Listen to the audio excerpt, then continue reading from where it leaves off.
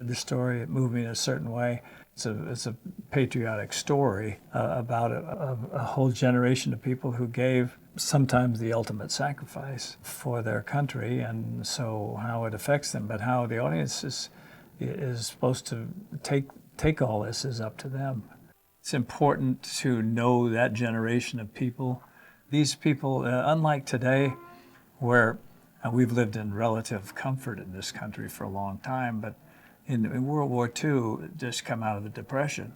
And the Depression was not necessarily easy times for a lot of Americans, and a lot of these guys joined the Marine Corps or were drafted in the Army, or they joined the Army Air Corps or Navy or what have you, but they just came out and they had sort of a spirit that they believed. When they first invaded Iwo, they thought it would take 4 days to secure the island. That was the prediction that the Navy had. And it took 34 days, they were still out there. They started realizing that this was not going to be a 4-day picnic. It was the first battle of World War II, which was actually done on Japanese soil, where most of the Pacific campaign was retaking islands that the Japanese had taken. This was the first island that was theirs. And the famous photograph that was done by Joe Rosenthal of the AP, it became the most important photograph of World War II, maybe. And then when you find out the history of what happened to the guys and how they are brought back for bond tours, and I was very young at the time, but I do remember that, and bond drives and all that stuff went on. I remember we didn't have the information that you have nowadays, where you have everything televised and everything, embedded reporters and all that sort of thing. Nowadays, the competition with the media puts a taint on everything that you do, because it's tough enough to fight a battle without having to fight a public relations campaign at the same time. They didn't have that problem. They didn't have that sort of thing. They just kind of went out and did the job, which was probably better. We went to Japan and went to Iwo Jima. The island is very much like it is. Nothing's been done to it at all. There's a small detachment of Japanese military there, Coast Guard, military people. U.S. Marines, airmen come in once in a while and run operations. They have one good airfield. They've taken the 2 airfields they've had, and one of them was left to deteriorate, and the other one has been fixed up quite nice. It's quite emotional to sit there on the beach and there's nobody there. I mean, there's nobody on the island except that detachment. You sit there on the beaches and you can almost hear the troops coming on land and the mayhem. It was a tough place. And you see the holes in the ground, and I mean the caves where the Japanese built their underground caverns and stuff. Where they built 18 miles of tunnels in a year. That's where they resided, underground, and you crawl in it, you crawl in tunnels that are that high, and they're very claustrophobic until you get inside and it becomes a cavern like a room. But it's hot. It's a lot of geothermal activity. It's very hot, sulfur, and it wasn't a place for sissies.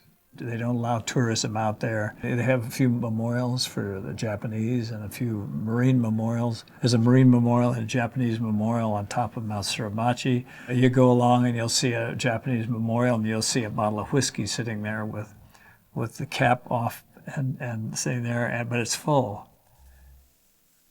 Now, in a lot of areas, they'd say, hey, it's full. Well, I'll empty that. But not there. See, everything is to the spirit of people who died there. If we're going that way, they're kind of going that way. Both flags are flapping downwind, so yeah, you go out that way. It's my job to just tell the story.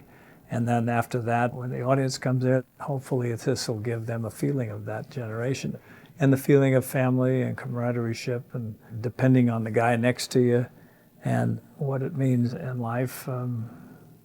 Yeah, that'd be nice. There was something about the photograph. Nobody knows quite what it is, except that it's guys doing some work, raising a pole, and nobody's looking into the camera or doing any of the kind of things you would do on a pose kind of situation. But it just sort of symbolized the effort of the war effort. 3 of the 6 men were killed. And then these other guys were taken out of the war and sent back to work in the States. Kind of just interested to find out how they got there and what happened to them. Obviously, bond tour didn't help two of their lives. It left them rather confused. Two of the men didn't have very good success, and one did, which is John Bradley, who the story's about because it's written by James, his son. Growing up, we knew that my dad raised the flag, but that's all we knew because he wouldn't talk about it. When I was in 3rd grade, my teacher called my dad a hero, asked him to speak at my class. My dad came home that night. I said, "My teacher says you're a hero. She wants you to talk, Dad." And he said, "I can't talk because I forgot everything." That was often his excuse. And then he looked at me and he said, "Your teacher said something about heroes." Well, I got excited thinking he was going to tell me some juicy stories, but he just looked in my eyes and he said to me, "I want you to always remember that the heroes of Iwo Jima are the guys who didn't come back." My father never talked about Iwo Jima, and then after he died, we found 3 cardboard boxes stuffed with Iwo Jima memories. At the bottom of one box was a letter that he had written home from Iwo Jima 3 days after the flag raising.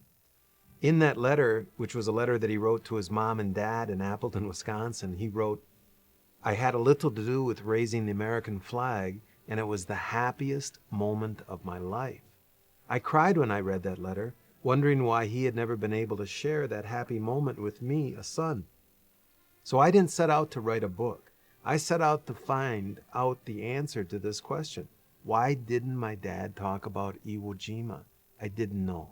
Obviously, his life was affected by being in the shadow of that photograph. Well, he's in the middle of a photograph and there's other guys around him. So I began to question the other families. What was their experience? How did the photograph affect their lives? And how did their brothers or sisters or whatever know my father? I wanted to know a little more about those relationships.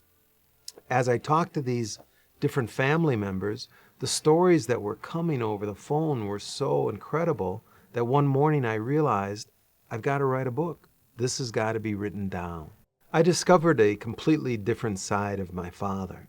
I mean, really, my father's history and my family started when he married my mother. That was after the war. He never told her anything. So the research I was doing pre-marriage about him on Iwo Jima, him on the bond tour, was totally unknown to his wife that he was married to for 47 years. I'm the one who told my mother about my father's experiences on Iwo Jima, if you can imagine. So every day was a day of discovery. I was going day by day, tracking my father across the island of Iwo Jima, on the bond tour, meeting the president. So every day was an exciting day to find out more about my dad. People ask me if I found out why my dad didn't talk about Iwo Jima. I think I know now. My dad had a lot not to talk about. On Iwo Jima, if I was advancing with another Marine and that Marine was shot, I was supposed to keep on going. I often didn't see the casualty. My father was a corpsman.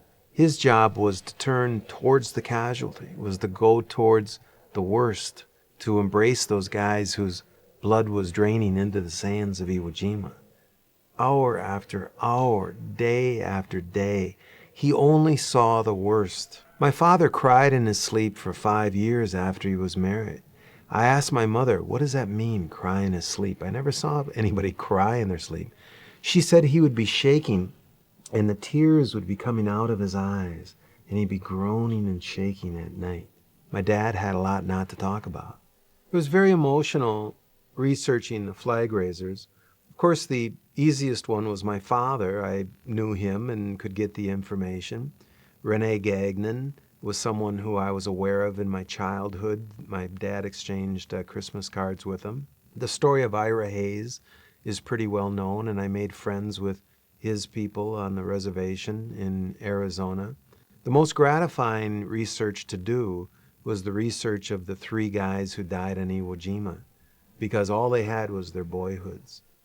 Mike Strank was called the Old Man, Sergeant Mike, and they called him the Old Man because he was pretty advanced in age. He was already 24 years old. I mean, Franklin Sousley died on Iwo Jima at the age of 19, buried along with 6,824 American boys, almost 22,000 Japanese boys. Harlem Block, 22 years old. All he had was a childhood, really. The stories from the families were just so emotional. The story of Belle Block recognizing the backside of her son. If you look at the photo, you can't figure out who that is. Belle Block says immediately, that's my son. She's challenged by her family, by the entire nation. She never gives up. She says, that's him. That's definitely him. And 2 years later, Congress investigates, and they're able to determine that it's true that Belle did know her boy. Hearing about Mrs. Strank, she gets the telegram that her oldest boy is not coming back, that he's a casualty on Iwo Jima. She faints dead away on the kitchen floor. At that moment, if you looked at Mrs. Strank in her Pennsylvania kitchen, that was a 45-year-old woman with black hair. Within 3 months, that hair was white. Goldie Sousley gets a telegram that Franklin Sousley, her oldest son, will not be coming back, dead on Iwo Jima at the age of 19. I heard a story down in Kentucky, where Goldie's from, that when she got the telegram, the neighbors could hear her scream all night and into the morning. I went down to Kentucky and did a little more research, and that's when I realized the neighbors lived 1/4 of a mile away. It was very difficult to write about the battle. I was listening on the telephone to guys who were there, guys who were still crying about dead buddies. Iwo Jima was a massacre on both sides, Japanese and American sides. You're talking about a 5-mile-long island with almost 30,000 dead. The Battle of Iwo Jima represented a new high or low, however you want to put it, in terms of casualties. More casualties in one day, the invasion day on Iwo Jima, than 2 months of Guadalcanal. Americans weren't used to this. It was a bloodbath, a slaughter. But you know what it took to win the Battle of Iwo Jima? Iwo Jima is still today America's most decorated moment. We stamped out more medals for American bravery for action on Iwo Jima than any other action in the history of the United States. Now, why did it take such American valor to win that battle? Because of the opposition. Because the Japanese were there to die, and they fought to the death. They fought to their code, an honorable code. In living with my father, I was always told that the heroes of Iwo Jima are the guys who didn't come back. Now, after interviewing hundreds of Iwo Jima veterans, that's exactly how they feel. They saw so many buddies die. They saw the suffering of so many other friends. They can't perceive of themselves as heroes, and I finally understand why they feel that way. I think my father, at the age of 23 years old, just realized he could be this sort of perceived hero all his life, or get on with his life. So he just put it aside and went out trying to be this ordinary American. He never imagined that the photo would stay so famous, so top of mind for the rest of his life. So a prime motivation in writing the book is that these flag raisers were not above and beyond bronzed warriors. They were just ordinary Americans. That's the beauty of the photo to me, that it's ordinary boys just out there doing their duty. And I'm so proud Steven Spielberg purchased the story, and that Clint Eastwood brought these 6 guys back to life. Well, usually my rule is the better the book, the harder it is to do into a screenplay. And this book was terrific. And there were many, many stories in that book and many ways to tell them. So yeah, it was a real challenge, because it followed 7 different characters from their childhood in America that's vanished, which was one of the most beautiful things about the book, the stuff before the war, into the war, and into this incredible story of what happened to the 3 survivors afterwards. And I was a Marine myself in Vietnam, and the chance to really work with the son of one of the flag raisers, which is like one of the symbolic heroes of the Marine Corps, was really exciting. So I loved James Bradley's book. I loved the chance to work with Steven, and we worked on it almost 2 years through 4 drafts, and it was one of the best experiences I've had. The key for me was I just went to Wisconsin with James Bradley and visited where he'd grown up, because then you could see what a struggle this man, John Bradley, who last surviving flag raiser, had between the horror of Iwo Jima, one of the most brutal, vicious battles in history, surviving that, being held up as a hero, and then coming back and finding this little protected place of normalcy where he could raise his family in the most peaceful, American, classic way. And when you see Wisconsin, you see Antigua, and the beauty and the simplicity and the peacefulness of the life he created, you realize that this is probably why he survived, was to bring this normal life to his family with all that war that he had carried with him hidden away.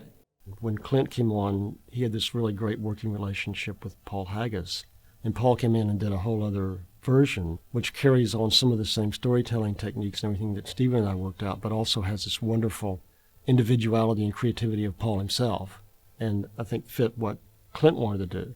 Clint called me up one day. Actually, the first time I spoke with Clint Eastwood, and he said, "Hi, this is Clint." I went, "Yeah, right, it's Clint." It's a cell phone. I couldn't really tell who it was. And he said, "Because I have a book that I'd like you to look at.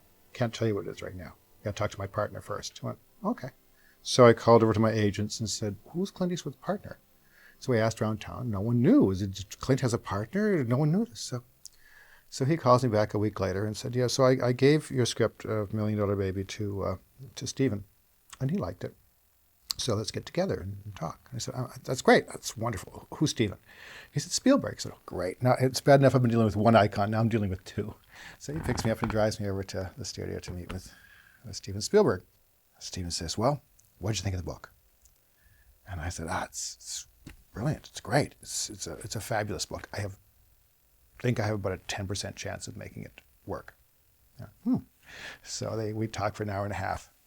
And then at the end of the conversation, Stephen turns to me and says, "So what do you think now?" And I said, I think we had about an 11% chance of making it work." And so, which is my way of pitching, I guess. And so we get up and we leave. And Clint drives me back. And on the way I'm saying, and just as before we get there, I say, "Clint, it's a great book. It's a beautiful book. I have no idea how to make it into a movie. I've never done a war film. I don't know why we should do it. I don't know what, I just don't know how to do it. But if you really, really, really want me to write this thing, I will." And he said, "Okay." I went, "Damn." Tried to get out of it any way I could. One of the problems I knew right off, actually, was that there are a lot of people who have done a lot of research about this battle, and because it was one of the most brutal battles in the Pacific, one of the most brutal battles we've ever fought on both sides. And so I had to be very true to this. So that was a real challenge, because you want people to walk out of the theater and who know something about Iwo Jima and whose dads fought there, who fought them himself. You know what? The kid got it right. That's what it was like. That's a challenge. I mean, obviously, working with a director like Clint Eastwood and a producer like Steven Spielberg, you know that there's a level of verisimilitude that's going to be there. These guys ain't going to get it right, but they're only going to get it right if the script, tells it right. So that was my job. From the beginning, though, Clint said he didn't want some sort of John Wayne rah-rah, let's go kill some more Asians in a film. That's not what he wanted. That was my mandate, was to tell the truth about what actually happened there and not really worry about anything else. And so that's the truth from Bradley's perspective, from Clint's, and from mine. I think there's a chance that my father might have spoken about Iwo Jima if somebody had approached him as an ordinary guy. If someone from the press would have come to him and said, "I'd like to talk about Mike Strang," or "I'd like to talk about the battle," or what it was like being a corpsman.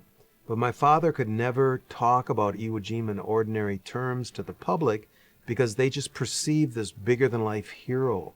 Well, to my father, the flag raising was not an iconic moment. To my father, the heroes of Iwo Jima were these guys that didn't come back, and he was never allowed to pay tribute to them. I learned so much in researching this film, the sacrifice that was made by these men, about the horrors that occurred on both sides. You learn why young men fight and die, and what makes them get up, stand up when the buddy's has been blown in half here, and this fella's just lost his head, then stand up and charge. What kind of men those are. And well, the truth is they're boys. They're 19, 18, 20-year-old boys that do this. And so the courage that they displayed, there was unthinkable. Walking among us still are these old men that most people think are invisible. That might be going down at the cafeteria at 5 o'clock in the afternoon, eating their carrots and peas. And once when they were young, they were heroes. These were just a bunch of skinny kids just come out of the Depression, and they felt somewhat complex about being called the heroes from Iwo Jima when they didn't feel heroic at all. They felt that heroes were the were all the men that were still out there fighting, and the men who died on the island. John Bradley was a great man. I mean, hardworking, honest, saw things very simply, was very fair, just a decent man. One of the key aspects to Doc Bradley is he kind of was a perfectionist, and he knew the contents of his Unit 3 kits, his medical kits, inside and out, and blindfolded. He could take them apart and put them back together and knew where everything was. So even in the midst of gunfire, in the middle of a battle, he was able to tune it out and just focus, have that singular focus on what his task at hand was, which was saving someone's life or doing the best he could. Doc is just always involved with the horrors of watching people die. Doc and Ira kind of share the similar holding of emotions. It's like we wear it on our sleeves. There's a surface that you'll always see. Doc Bradley kind of took a father figure role, or like a big brother role towards Iggy. You know, he wanted to look after him. Iggy! Iggy! What actually happens to Iggy is pretty horrific, and it's something that scars Doc Bradley for the rest of his life. Ira Hayes is just a classic war hero who doesn't know how to deal with his emotions and the horrors of war and having to bring it back to reality. He's pretty damaged. It's safe to say suffering from a pretty heavy post-traumatic stress syndrome, although there really wasn't such a thing at the time. We didn't, it hadn't been diagnosed yet. We didn't really know what it was. He's struggling with alcoholism and somewhere he doesn't want to be, and he's drinking to numb the pain, and he's making a jerk out of himself a lot of the time, really. Put the goddamn chair down and let's go.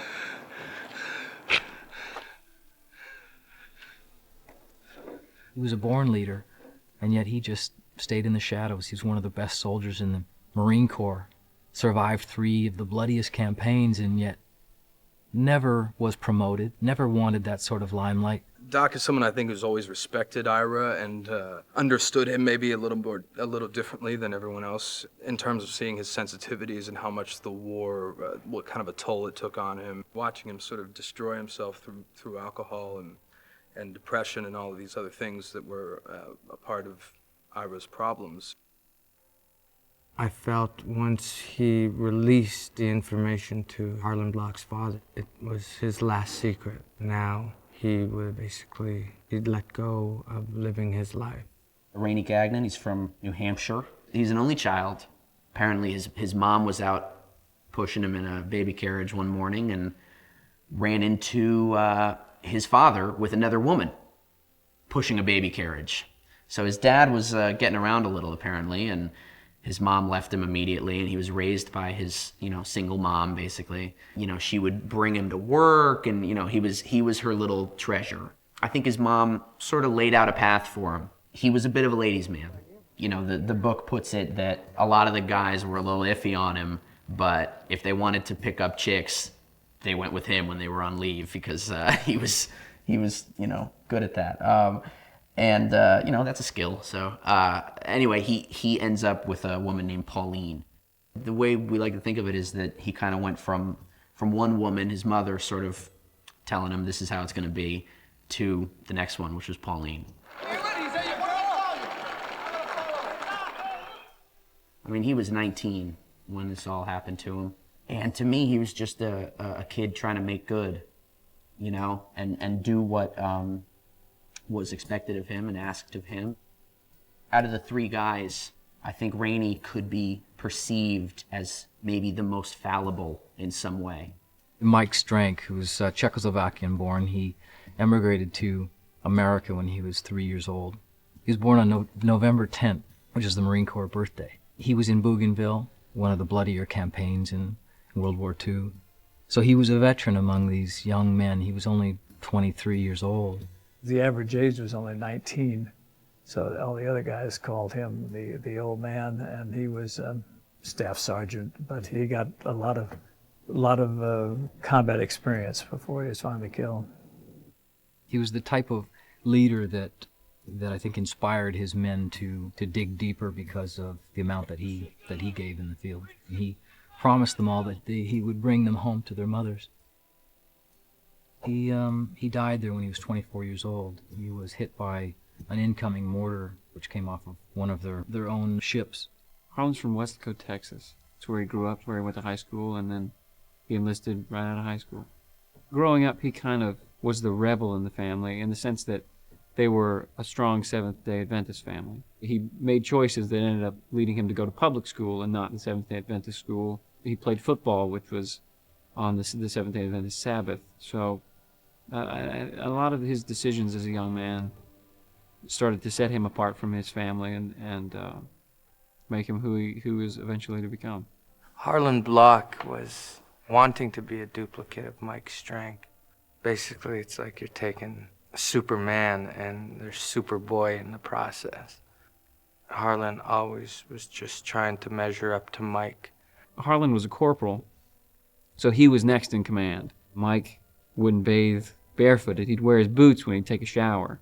That makes about as much sense as you showering with your shoes on. And so would Harlan. Everything he'd do, the way he wore his helmet. And I think he saw a confidence that Mike Strank instilled in the men, and I think he wanted to be able to do the same thing. Franklin Runyon Sousley. He's from Hilltop, Kentucky. He's 19 years old. Very fun-loving, very happy-go-lucky. Provided a lot of entertainment for the rest of the guys because he was kind of a younger brother to them, I think, and they picked on him a lot. But it was all good-naturedly, and he knew that. He was just terribly gullible, which everybody else enjoyed taking advantage of. Franklin is about the youngest and probably the least worldly of the guys in the platoon. You know, he's in awe of everything. Everything's exciting and new to him, like it is when you're 19. He's the young runt of the litter. The guys have a lot of fun at his expense.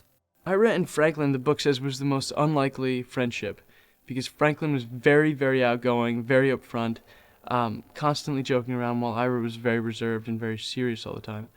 But they really hit it off for some reason. I feel a sense of responsibility to do justice to him and to his family. I think that we all feel a huge sense of responsibility because these guys are American icons and American heroes. There were 6 guys who put up the flag in the famous photo. 3 of them were killed on Iwo Jima, you know, within a week after putting that flag up. It's one of those photographs that you know it the second somebody mentions it. It's like, when was the first time you heard about Santa Claus, or the first time you saw a picture of Elvis? Like, it's one of those images that's just there in your brain that you can't do anything about. It's like you can't even fathom when the first time you saw it was. Yeah, it was in every newspaper that I saw as a kid. I was just a kid, but I delivered newspapers and did all that stuff. I was very familiar with that photograph. Everyone knows the photo, but few people know the actual circumstances of the photo and the story around the photo and the reality behind the Bond tour. And it was the most successful Bond tour in American history. The real heroes are dead on that island. We'd appreciate it if you bought bonds in honor of them. Thank you. The Mighty Seventh Bond Drive, as they called it, which was really, these 3 guys were sort of the focal point of this bond drive. We may not have been able to keep fighting the war without it. This bond drive where they raised $26 billion in 3 months in 1945 to finish the war in the Pacific. I think that America was definitely fed up with the war. They didn't have the stomach for it anymore, and it was a photograph that inspired the public to dig a little deeper. You know, it represented success, freedom. You know, it represented heroism. It's kind of almost like the birth of this celebrity, and it's making celebrities out of people who don't really feel that they are celebrities. And you put them up in front of thousands of people, Times Square completely jammed, and so you can see what it put the pressure it would put on these young men. In other words, they lived at the high end of celebritydom, and then of course as soon as the war was over, it was boom, and everything turned off, and they had to go back and just be regular guys again. That was very difficult for them. Just wait till tonight when there's thousands of cheering people in the stands. It's lit. It'll look a hell of a lot better. The whole Bond tour becomes a very trying experience for all 3 of the guys. Pretend the other 3 guys are with you. The dead guys. It wasn't as easy to have everybody know your face back then, and yet these guys were 3 of the most famous people in America. It's fascinating to think about that, and the overnight change for them, you know, and how hard that must have been, from shooting at another human being to shaking hands and kissing babies, and what a thing to have to reconcile. When you come from Iceland and you're doing all these horrific moments, and then you're in the Rose Bowl, standing on top of this fake mountain, me, Ryan, and Jesse looked at each other going, man, this is ridiculous. that these guys had to do this when, like last week, they're just watching their closest friends die.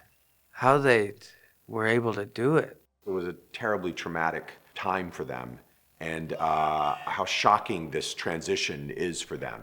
Mike was a hero, but I think that he'd be ashamed of me, seeing me the way I am. Ira, you got a visitor. So you know the deal, you've seen the picture of him. Yeah. He caught no surprise. The story of Ira Hayes was once told in a movie years ago called The Outsider, but it was played by Tony Curtis. And though it wasn't a bad little film, we had the audacity to get a real North American Indian to play Ira Hayes. We got Adam Beach, who is terrific. It's the first time that I ever get to represent a Native American shown as a human being with real emotions, as opposed to playing a stereotype, you know, the stoic Indian. He didn't serve me. I don't make the rules. We don't serve Indians. Mike, can you hear us? The medics were always the mother hen of the unit. They always were looking out for the guys and making sure they had their bandages or were taking enough water in, had seasick pills.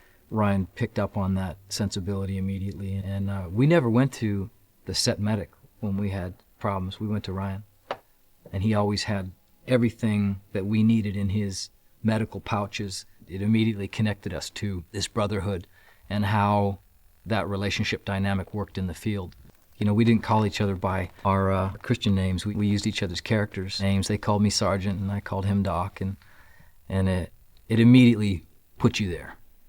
Barry had done Saving Private Ryan, so it was like he'd been through it before, and he could say to us, well, this is how you should do that with your equipment.